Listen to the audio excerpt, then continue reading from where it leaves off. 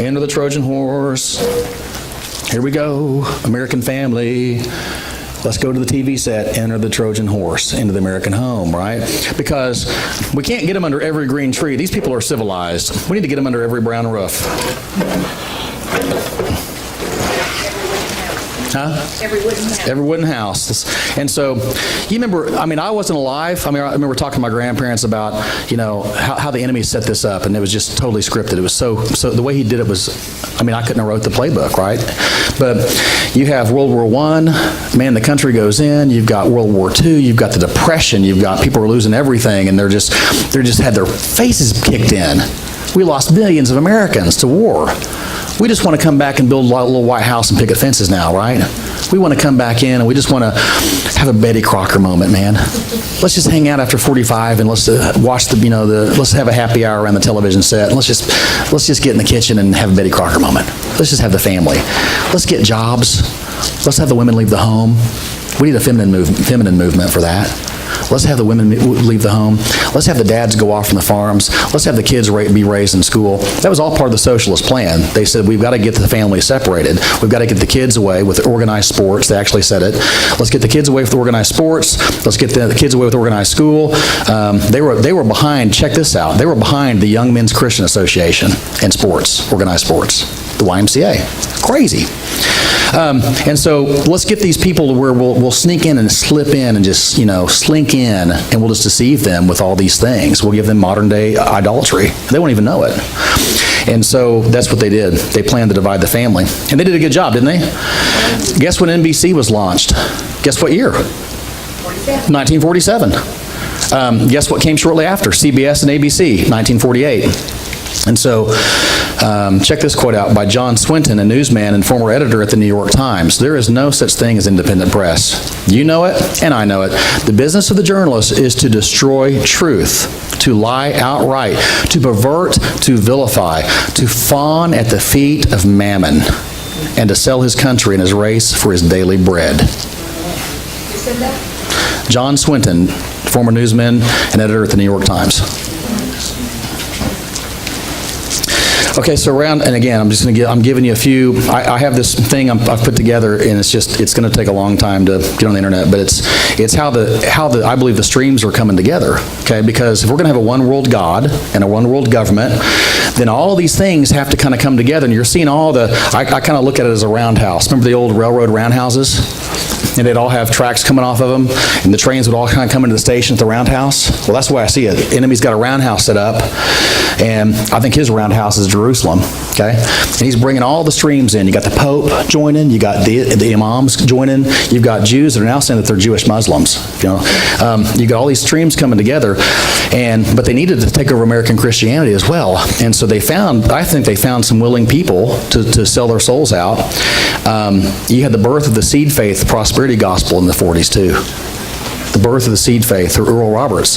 Before him, have you heard of a man named William Branham? William Branham was the very first major tent revivalist. William Branham thought he was the prophet Elijah. He eventually, they basically blackballed him and kicked him out. But before that, many of the prominent evangelists thought that he was God's gift. They flocked he had familiar spirits. He said he healed with an angel. So an angel would come into his services and do the healings. Where's that in the scripture? So he said he would feel this I forget which finger or which hand, but he would feel this burning sensation in one of his hands, let's say the left hand. And so when this burning sensation started happening in the left hand, he knew the angel was there and it was time to heal. And he had an angel named, right? And so the angel would come, he'd bring people on the stage and he'd say, let's see, I've never met you before, have I? No. Your name is Tony, right? Yeah. And Tony's from Texas, right? Yeah. You can watch it on video. It's creepy. Okay? And so he's working with familiar spirits, not the spirit of our God. This is demons. And I saw him on a Ouija board. I played with one of those and I saw it happen in real life. I know that's what he was doing, is familiar spirits. And so all that to say, because if you look at his story and what he did, this guy was totally unbiblical. Totally off the track. There's no way the spirit of the living Elohim was sending an angel to heal his meetings. say that he was the one that was called to break the seals of Revelation? Yeah, he said he was the one that was called to break the seven seals, open the seven seals of Revelation. No, but he's the Lamb. He's the Lamb. Okay, so I mean, this guy was a bad dude, but this guy was duped so much of early Christianity. There was a young convert that came to one of his meetings that wanted to heal too. And so he came to him and he says, listen, I want to be a healing evangelist too, and I want to have a tent ministry. What do I need to do? Well, William told him how to do it. And so he started saying he felt sensations in the other hand. That I don't think he ever said it was an angel, but he said that when the sensation in the fire came in this hand, he knew the Spirit was there to heal, and he was ready to heal people. And his name was Oral Roberts. I come from Tulsa, Oklahoma, the land of Oral Roberts. So believe me, I've studied this stuff because it's greatly affected my family, and I've had to repent. But the whole seed faith, because guess what? We're going back to throne of Baal, right? He's a fertility god. So what are you going to bring on America if you want to bring them into Baal worship? You're going to make them serve Mammon, right? You're going to make them serve the god of money. What you need to do to take over Christianity is you need to make them rich. You need to give them a prosperity gospel. Well, Oral found it. You look at Oral's own biography, and Oral says that he was sick. Actually, his wife said Oral was sick of being a poor dirt farmer from Enid, Oklahoma, so he wanted to get his own car. So he prayed, and God said, buy your car. So he went and got in debt and bought him a Buick. Or I think it was a Buick. When's the last time you think that Yahweh would tell you to go and get in the usury system? You think that's the Spirit of the living God? Or by what Spirit did he get into debt? And then start promoting after William Branham's conference. T.L. Osborne actually, you know T.L. Osborne? T.L. Osborne actually went and spoke at, T.L. Osborne actually found his way through a William Branham conference too, the West Coast. You can find videos of Daisy Osborne on YouTube, and she's talking about the early days with William Branham. She saw William first. And so, kind of like Eve, right? She goes to Williams first and says, T.L., you got to come hear this man and see how he's healing people. Well, that's really appealing to people that want to be, I guess, healing evangelists and get big tent crowds, right? I mean, think how cool it'd be if I could go out and heal a bunch of people. I mean, we'd have a huge Sukkot, right? Come and see Mike Hoffman. I mean, he heals people. We'd have thousands of people out here. Well, that's what happened in early Christianity in America. So, and this was after the Azusa Street. We won't even get into that. But see, we need to go back and question our upbringings. We need to go question where these things happened. We need to question our history, because the enemy knows us like a book. So, and I'm going off script, man. I don't have these things. I'm trying to remember. So he wrote his first book was Seed, Faith, and Harvest. I've got a copy of it. It was on my grandma and grandpa's bookshelf. And so I think he signed it, and I was like, I need to keep this. That's just I probably need to burn that. I burned a lot of that stuff. But that was just like he's going to be taught by the Spirit of the living God how to deliver prosperity to the world. And we've taken a hook, line, and sinker to the point where I was a materialist fertility god worshiper, living in California, driving my convertible Corvette along the hills of Napa, drinking expensive wine, thinking I was doing it for Jesus. There's a guy that wrote a book called The Secret History of Rock and Roll. I don't have his name on this slide. I just had to pull it out this morning. The Secret History of Rock and Roll. And this guy goes in and ties it into ancient Baal worship.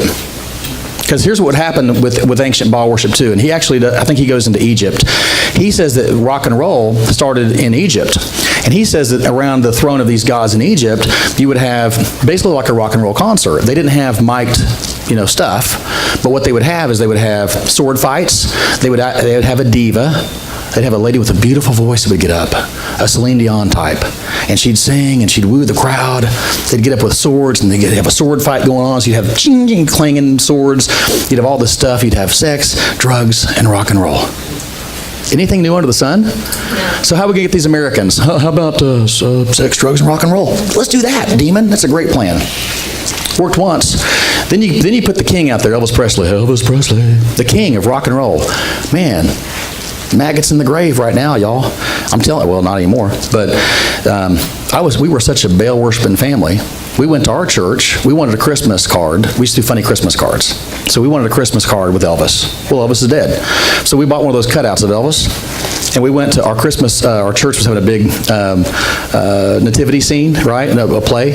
And so we went there and said, hey, can we take our Elvis thing in here and can we get a picture around baby Jesus with Elvis? And so we did. And we sent it to all of our family, and we called it like no king like the real, like King Jesus or something, right? No king like King Jesus. So we've got, here I am with my arm around Elvis, and he's at the baby Jesus throne, right? Y'all forgive me. He did. So the Beatles invaded America. We talked about that. So modern day rock and roll, all these things happening. 1960s brought on the sexual revolution, man, right? Make love, not war. Don't you think all these things were planned? I mean, in 1960 was when the FDA approves a female contraceptive called the pill. Because if we're going to have these people, you know, doing as much sex as they're going to be doing around the throne of Baal, let's at least give them the pill. Okay. In the days of Baal, they just burn their babies. That's how they handle the excess, right? You get pregnant so much because you're having so much sex, you just have to burn the babies up. So that's how they kept their conscience clean. Well, let's give America the pill. In 1960s, you saw the first, actually it was called second wave feminism. First wave feminism was in the teens, you know, late 1800s and the end of the teens. Second wave feminism was really radical.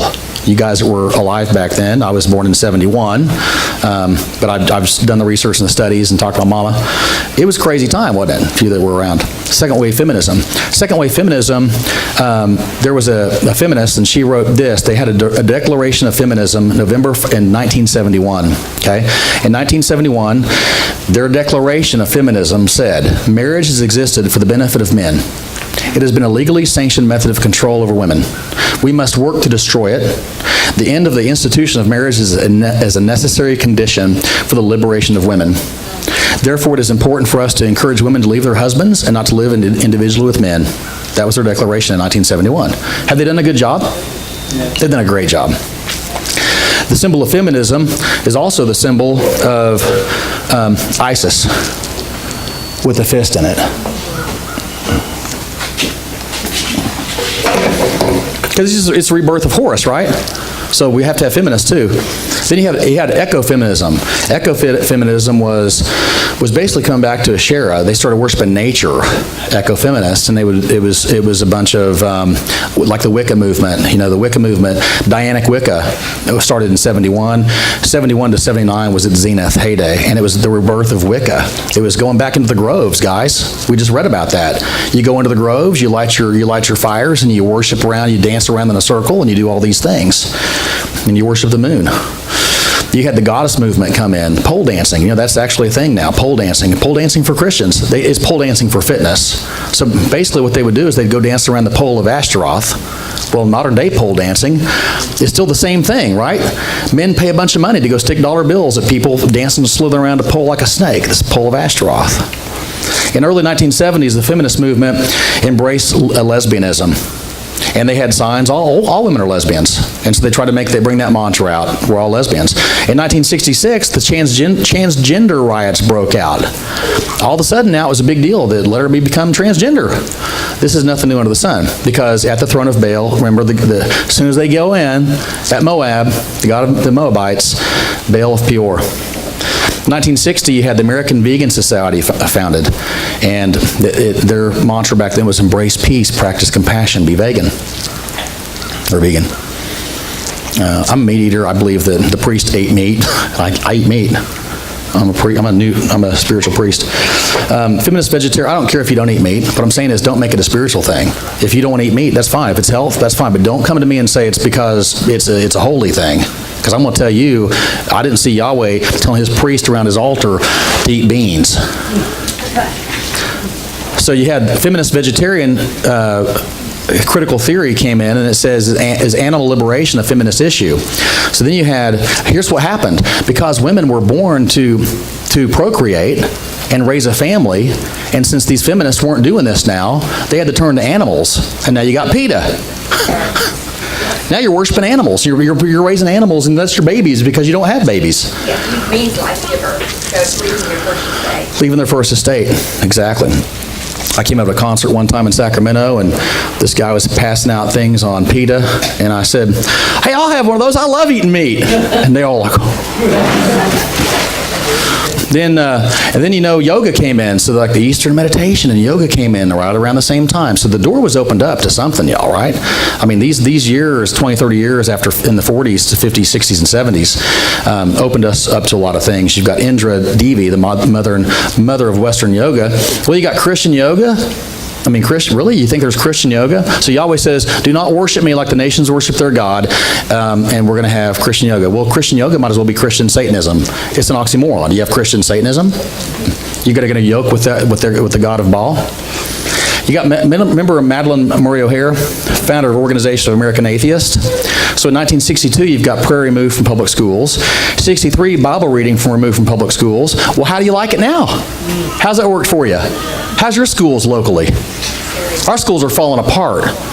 I mean, our schools, we had our kids at a Christian school. We had kids standing up cursing the teacher out in 4th grade at a Christian school.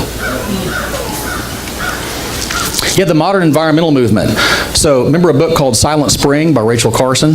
Silent Spring. How about the population bomb by Paul Ehrlich? So what these guys were saying, this was all Satan's scripted plan because they wanted you to believe that the earth was overpopulated. That's where we're going to control your birth rate. That's where we're going to give you the pill. You're going to kill your babies with abortion because the earth is overpopulated and we need to take control of it. And it's a lie. It's not, there's a lot of country out there. That's a lie. The true spirit behind the environmental movement is really death. And if you saw these pictures, there's actually a church called the Church of Euthanasia. And the Church of Euthanasia has one commandment. They say, thou shalt not procreate. And they have 4 pillars. So this church has 4 pillars. And the 4 pillars are suicide, abortion, cannibalism, and sodomy. I kid you not. The lady that started that goes to these conferences, and she has signs that say, save the planet, kill yourself. It's all, you can look it up. Because there's nothing new under the sun. This is the same demonic spirit that you found that lured the Israelites away from their one true God. For what? Eating your kids? They actually call this, and they have, what they'll do, I haven't seen one in Tulsa. Yeah, I'm sure it's probably been there. But they call this event, Eat a Fetus for Jesus. So at Eat a Fetus for Jesus, they actually, I know it's gross, but you need to understand what's going on in this age right now because your families are being affected. So wake up, people. They actually bring baby dolls out, and they have, they look like doctors, and they talk about cannibalism. Well, that's what happened. Remember, the priests of Baal ate the children. And so this is all, it's not by chance that after 1947, it was unleashed upon this nation. Unleashed. Because the enemy had to get ready for the Anti-Messiah to be revealed. Again, but Yahweh has a plan too. 1960s also saw the evolution as science being put back in textbooks in public schools. Remember that? How about abortion being legalized in 1973? We'll get more into that in our Jeremiah message at the end of the week. All these things happening. So you've got the Eye of Horus. So remember in 1918, 1917, Aleister Crowley said he was the one to bring on the new age of Horus. In 2012, played a critical role there with that age. They believe that was the end of that calendar, and the dawning of the age of Aquarius was now upon us, 2012. Okay? And so in 2012, you saw a lot of symbology hit the airwaves, like the 2012 Olympics. And you don't have I can't show you the pictures, but it's crazy. So the Eye of Horus, if you look at modern day, you'll see it all over modern day music, and you look at a Grammys, you look at what's going on, they're covering an eye up. You go to the grocery store and you see a Cosmopolitan magazine, they're covering an eye up, and they got hair over their eye or a hat over the eye or something like that. Well, that's how they honor Horus. The one eye, the eye of Ra, the spiritual eye. Okay, that's how they show you it's the third eye. And they're all doing it. Yeah, they're doing that. They're doing the rock, the triangle, Rockefeller. They're doing all kinds of stuff. So in 2012, the Super Bowl was a huge thing. The Olympics was a huge thing. Yeah, 666. You got Beyonce that year dancing at the Super Bowl halftime show. There's flames going up. They're dressed as prostitutes around Baal's throne. They look like a bunch of lesbians, and they're worshiping them. She's flashing the sign of Horus. Guys, the age of Horus is upon us. She's flashing the Eye of Horus out to everybody to see it on national television. I have Hebrew roots people, Hebrew roots leaders that laugh at me. You ought to see their Facebook at Super Bowl time, and I can give you their names, but they'll say, you get on their Facebooks, oh great, another Super Bowl, time for all the Illuminati people to come out and say it's all Satan. No, they don't see it because they're as blind as bats. Blind as bats.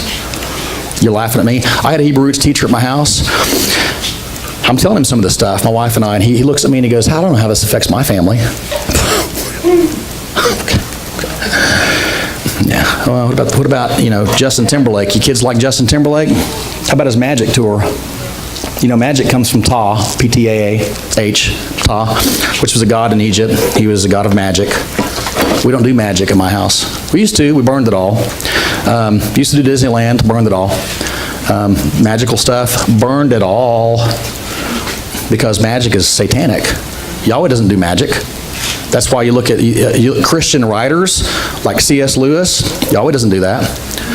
Come on, man. We've been deceived. Beyonce had a tour, the I Am tour. Remember that? She started saying she's I Am, the I Am tour. There's only one I Am. Well, about that same time, Joel Osteen wrote a book and started doing a thing called the I Am with Oprah about becoming the I Am. Because God says, God is I Am. So I just say I am. Wow. Okay. Let me see here. So the Olympics, we don't have time. For time's sake, I'm going to cut this down. We'll be done. But the Olympics we talked about, that was Zeus worship. If you haven't studied it. The very first organized games, well, you didn't have it in Israel. It didn't happen. It was Zeus worship. It was Greek. Before that, it was I think it said it started 700 BC, 776 BC or earlier. The very first games, which recorded, there were funeral games. I've got a lot you can look at. And so Olympics in 2012, they actually did a lot of symbology. They actually had basically the symbol of the Tower of Babel. They were climbing the Tower of Babel. They had the all-seeing eye on everything. They used a lot of numerology because they believe in numerals. They had the Olympic torch of Zeus lighting, lit the modern-day Baal worship ceremonies. They used the number 9 in everything because 9 is a very Illuminati scientific number to them. They call it the most remarkable number out there. And let's see, because well, they got a record number of condoms too. They do have a record number of condoms as well. The village where the athletes stay, it's nothing but a huge orgy. It's an orgy fest. And they talk about it. I read about it a few years ago. That's when I quit watching the Olympics. Remember also the Beatles, number 9. In your conscience, let's drive it into your conscience because it's all means something to them, and they're programming you by the frequencies they're putting between your brain and entraining it. So the birth of modern Olympics, revival of the Olympic movement in modern history may be credited to French Freemason Baron Pierre de Coubertin. De Coubertin was inspired by Dr. William Penny Brooks, who had organized the National Olympic Games at Crystal Palace in the UK in 1866. He also adapted ideas from the evangelist Zappos revival of the Olympic Games in Greece. The statue of Baron Pierre de Coubertin at Atlanta's Centennial Olympic Park features the occultic step pyramid surrounded by 2 towers of pillars with the Olympic rings flocked by doves above, and I have that picture. You have to look it up. So I kid you not, 2012 Olympics, the very first song they played, you know what it was? The name of it was Nimrod. The very first song they played at the 2012 Olympics, it was the 9th variation of the composition Enigma Variation by Edward Elgar, dedicated to August Jaeger. It was the very first song. It was called Nimrod. It was the opening ceremony. You know the very next song played? I kid you not, look it up. The very second song played, it was called Jerusalem. They put Babylon first with Nimrod. And the song says this, the lyrics say this, "And did those feet in ancient times walk upon England's mountains green? And was the holy Lamb of God on England's pleasant pasture seen? And did the countenance divine shine forth upon our clouded hills? And was Jerusalem builded here among these dark satanic mills?" They're singing that at the Olympics. We're all watching it, right? The kids are watching, everybody's like, "It's the Olympics, woo-hoo-hoo, drink your McDonald's Coke and have a smile." They're taking your soul to hell. You need to repent. Number 9 was everywhere. I don't know if you remember that year. They just would flash stuff like that on TV. Number 9, the bus they kept showing was number 9, Trafalgar Square, which all means something too. You had 9 supermodels walk out. So then, in this one ceremony, 9 supermodels with Naomi Campbell wearing a sun crown walk out, dressed as idols, 9 of them. Look it up. She's wearing a sun crown, but this is her house though. This is the house she's built.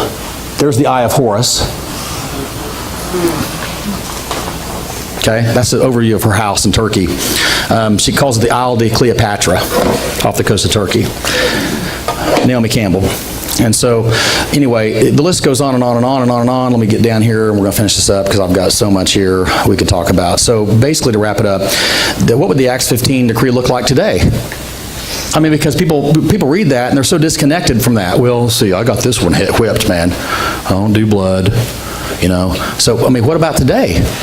I mean, what would James say about the Spirit today? For you and for me, to get out of your homes, out of your spirit temple, okay? Would it be Hollywood? You know, we've even got American Idol. You got the Academy Awards. The Academy Awards, the Oscar looks like Ptah, the god of magic.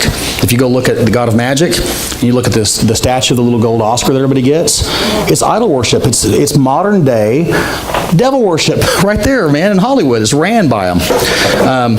It's everywhere. So you've got even the Babylonian Gate. You know that they actually constructed the Babylonian Gate, gateway to the gods at Kodak Theater? You don't make this stuff up. I found this story. It was crazy. So the Canes music festival, Canes Festival last year, or Cannes Festival last year, it said, this guy wrote an article, he says, what's up with all the cannibal movies this year, 2016? They had 5 movies with cannibalism at the Cannes. And so that was a big year for them, cannibalism. And so would it be sports? How about sports worship in America? I mean, don't you understand when you see stadiums full of people, we have a hard time getting people to lift their hands and sing the songs to Yeshua, right? I mean, we've sat in places where literally nobody stands up at all. And nobody can even lift their hands, and nobody wants to sing, and nobody wants to praise. But you'll go to a sports stadium, and everybody's got their hands up, and they're just giving it all they've got, and they're worshiping at Zeus's throne, in my opinion. But is sport a religion? Well, this was out of Psychology Today. Is football mania religion? Out of Psychology Today. Psychologists are closing in on the conclusion that sport has many of the same effects on spectators as religion does. Here is Daniel Wan, 2001, a leading sports psychologist at Murray State University, and his co-authors. The similarities between sport fandom and organized religion are striking. Consider the vocabulary associated with both: faith, devotion, worship, ritual, dedication, sacrifice, commitment, spirit, prayer, suffering, festival, and celebration. It may seem odd to equate religion with sport entertainment, but it must be understood that prior to mass communications, religious ceremonies were a source of entertainment for ordinary people who rarely attended a theater or traveled to a sporting event. Sports and religion may get categorized separately, but their intersection is difficult to miss. Well, is there any chance that in 2 Maccabees 4, it records how, I'll read let me get here, 2 Maccabees 4, 13, how Jason, the illegitimate high priest, unleashed the crazy Greek way of life of foreign customs reached such a point that even the priests lost all interest in their sacred duties. They lost interest in the temple services and neglected the sacrifices. Just as soon as the signal was given, they would rush off to take part in the games that were forbidden by our law. They did not care about anything their ancestors had valued. They prized only Greek honors, and this turned out to be the source of all their troubles, for the very people whose ways they admired and whose customs they tried to imitate became their enemies and opposed them. So they ran off to the gymnasium. Gym means nude. They'd wrestle naked. So the priests would leave, they'd take off their linen ephod, and they'd go run and wrestle naked. The porn industry in America, 89% of porn is created here in the U.S., 89%. $2.84 billion in revenue was generated. This was from 2006. I don't know what it is today. $89 a second is spent on porn. 72% of porn viewers are men. 260 new porn sites go online daily. Americans also spent about $1 trillion on illegal drugs in the past decade. I won't get into all that because of time. Americans will spend more than $60 billion on their pets this year. You got people living in cardboard boxes, eating a scoop of rice a week, right? And we're spending $60 billion on our pets. We have star chefs. I mean, and I can't, I'm trying to remember if you have this, give it to me. I know I've pulled this off a couple places, but I don't know who said it first to attribute it to. But it says, strangely, perhaps there's another profession that is disproportionately hallowed as an empire declines. The Romans, the Ottomans, and the Spanish all made celebrities of their chefs. We've got the Food Network, Food TV. We've got Pet TV. You've got actually Pet Dog TV now. You can actually pay money every month for your dog to sit and watch TV. I mean, only in America, folks. But Yahweh says, destroy the altars of Baal. And so that's, if we want to have a Josiah moment, that's what we have to do. And just write this down. You can go back and read it later.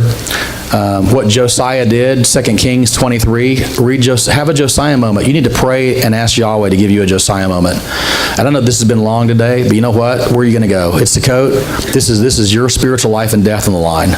I don't want to cut you short. You need to understand that this is late in the game, and the enemy has a plan to destroy you and to take your family away from the Creator of all things. And he's not done yet. And the great delusion's coming that is promised to be so big that even the elect could be deceived if possible. I don't believe it's possible. If you're the elect, you're going to be where you're supposed to be, but it's going to be such a big deal. I mean, if Solomon fell, and he was the wisest ever, I mean, gosh, who am I? I mean, I need you. You need me. That's why if we don't have the body of Messiah that are allowed to operate humbly as the body of Messiah together and help call out our blind spots, you're going to be an island that'll sink.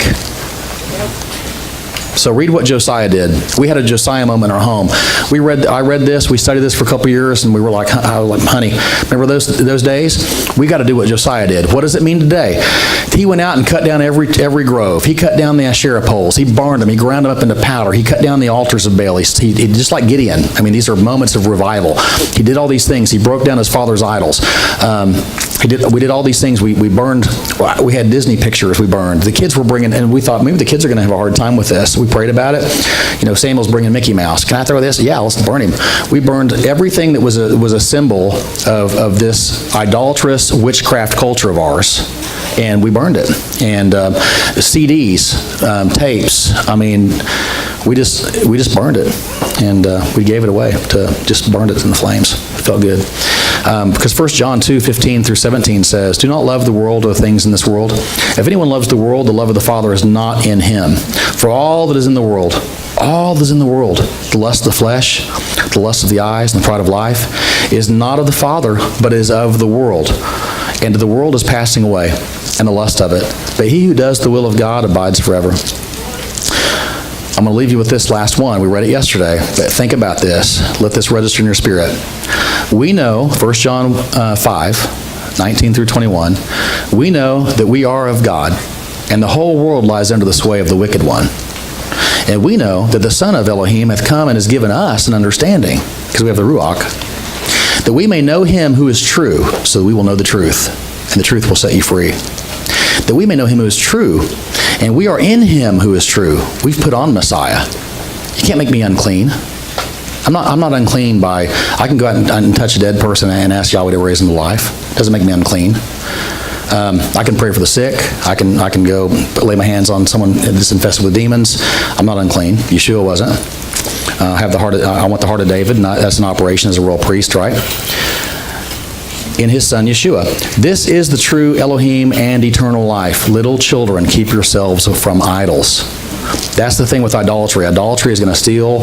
It'll steal everything from you. What you need to do is, after you have a time of reflection, is you need to take this message and you need to find out where it applies to you. Your home, your closet, your wherever, your car, your family, your kids, what they've been exposed to, what you've exposed them to as parents, what they're into now, what they're already into, maybe as worshiping, because idolatry is just what you're paying attention to. What you're putting more attention to, other than the things of the Father, is loving this world, and so it's raising up an idol in your life.